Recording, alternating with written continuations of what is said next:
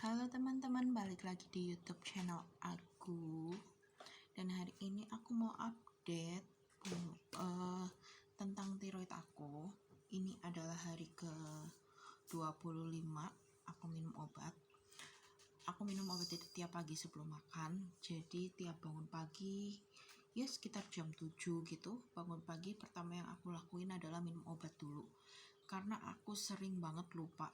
Jadi setiap bangun pagi aku duluin minum obat. Jadi kadang memang kayak aku bangun jam 7 minum obat gitu, makannya baru jam 9 atau jam 10. Cuman paling enggak sebelumnya ada nyemil-nyemil dikit gitu. Emang kalau di ketentuan di obatnya itu minimal setengah jam sebelum makan. Jadi aku dari pagi memang aku sengajain bangun pagi buat minum obat dulu, karena sering banget lupa kalau ada makanan. Kadang suka lupa, aduh udah minum obat apa belum gitu. Jadi memang aku minum obatnya itu pagi. Dan sekarang aku mau ukur lingkar leher aku. Ini lingkar leher aku ada di kemarin waktu kontrol pertama itu 38. Ini ada di 36. Jadi cuman ngukurnya cuman gini aja. Karena kemarin tuh ada yang tanya kan, gimana cara ngukur lingkar lehernya. Ya cuman gini aja, cuman dilingkarin ke leher aja gitu. Cari titik terluarnya. Nah, di sini.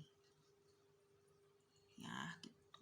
Dan ini juga 36-nya juga kayaknya mau ke 35,5 deh. Ya, gitu.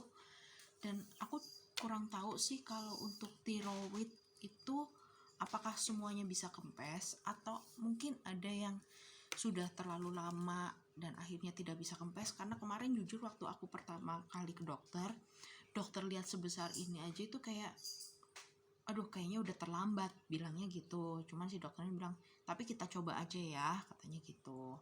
Aku juga nggak tahu apakah kalau sudah terlanjur besar itu bisa kempes lagi. Mungkin kalian yang punya tiroid bisa ditanyakan ke dokter masing-masing.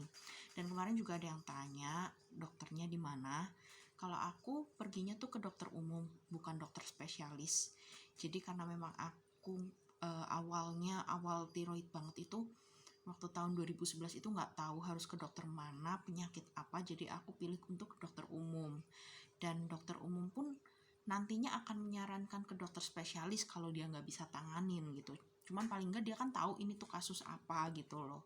Dan dokter umum yang aku temuin itu memang udah senior banget, udah sering banget menangani kasus seperti ini. Jadi selama ini masih ringan gitu, jadi masih bisa dihandle sama dokter umum gitu. Dan dokternya juga bukan dokter abal-abal ya. Aku justru lebih suka ke dokter umum ini yang kali ini aku temuin daripada ke dokter spesialis yang waktu itu aku direkomendasiin pas waktu aku pakai BPJS. Jadi aku lebih prefer ke dokter umum yang ini gitu loh. Karena waktu pakai BPJS kan dirujuknya ke spesialis, tapi ternyata dengan jawaban yang tidak menyenangkan, jadi aku pilih ke dokter umum. Dan kebetulan juga riwayat aku sudah ada di sana semua, jadi dia tahu penanganan selanjutnya gitu. Dan aku minum obat itu masih 15 hari lagi. 15 hari ke depan aku masih minum obat. Setelah obat aku habis, aku bakal check up ke dokter lagi untuk ketiga kalinya. Karena di awal bulan itu aku udah 2 kali ke dokter. Jadi ke dokternya setiap kali obatnya habis gitu. Dan aku juga belum tahu untuk penanganan selanjutnya untuk tiroid aku. Cuman mungkin aja sih bakal cek lab lagi. Karena kan harus tahu kadar tiroid juga kan. Tapi kayaknya kalau pengobatan aku mungkin nggak sekali pengobatan terus sembuh ya. Kayaknya masih harus bertahap. Dan buat kalian yang punya tiroid, yang punya kayak apa agak berbeda gitu model lehernya, terutama di bagian sini, itu aku saranin cek aja.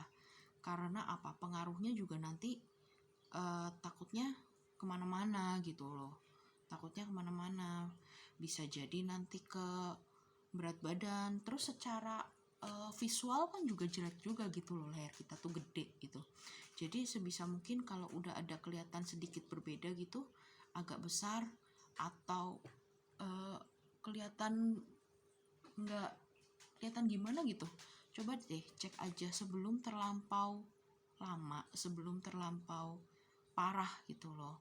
Dan bagi sebagian orang yang gemuknya over, mungkin juga bisa jadi karena tiroid ini, karena kekurangan tiroid jadi nggak bisa kurus. Karena aku juga udah nyoba beberapa macam diet juga susah banget gitu loh, sampai nggak makan pun aku pernah, maksudnya nggak makan nasi gitu ya, sampai berapa hari itu nggak nggak ada perubahan yang drastis banget. Cuman aku saranin juga jangan diet ekstrim, takutnya bisa jadi salah satu penyebab karena kita juga nggak ngerti ya. Dan aku saranin buat yang udah punya tiroid, kalaupun sudah nggak minum obat, rutin lah check up gitu, rutin check up. Karena apalagi kalau kita cewek-cewek ya, mungkin pengen punya keturunan, kita pengen hamil, pengen punya anak, tiroid juga bisa jadi salah satu penyebab. Tiroid bisa jadi salah satu penyebab untuk masalah kesuburan kita gitu loh. Jadi buat kalian yang punya tiroid, jangan dianggap enteng. Kalau saran aku, jangan dianggap sepele, karena mungkin ini kelihatannya sepele karena nggak ada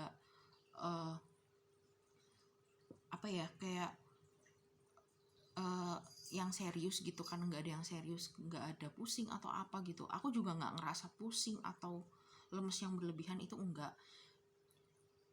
Jadi kayak aku sendiri menganggap enteng gitu loh. Cuman ternyata kemarin waktu ke dokter, dokter juga udah bilang kenapa nggak kontrol gitu loh. Ya di situ aku juga nyesel juga kenapa aku nggak rutin kontrol. Jadi buat kalian yang pernah punya tiroid dan sekarang sudah normal, sebaiknya kalau dokter kasih saran berapa bulan sekali kontrol, kontrol lah gitu loh.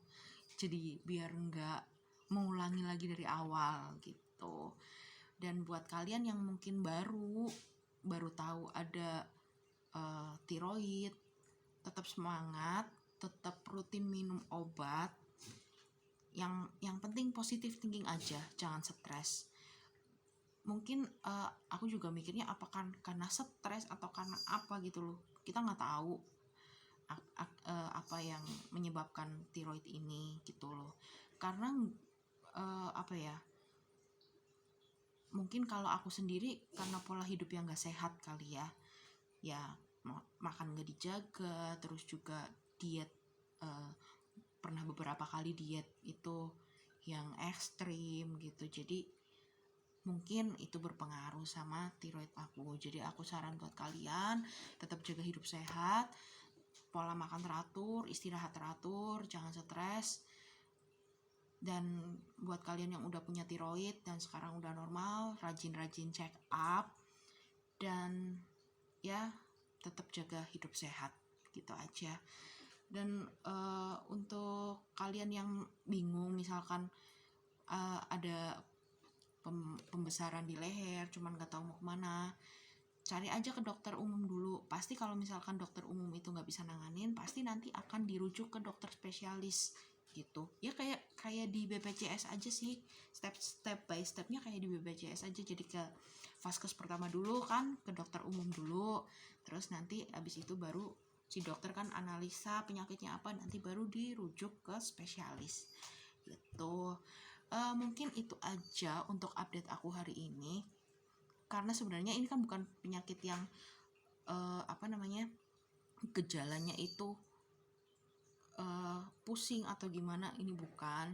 Jadi memang aku agak lama untuk update karena kelihatannya juga nggak terlalu signifikan gitu, cuman memang begitu diukur memang ada pengurangan gitu loh. Jadi gitu aja, sekian dulu video aku. Thank you buat yang udah nonton, semoga menginspirasi, semoga kalian yang punya masalah sama kayak aku tentang tiroid juga tetap semangat, tetap jaga hidup sehat. Thank you buat yang udah nonton, bye bye.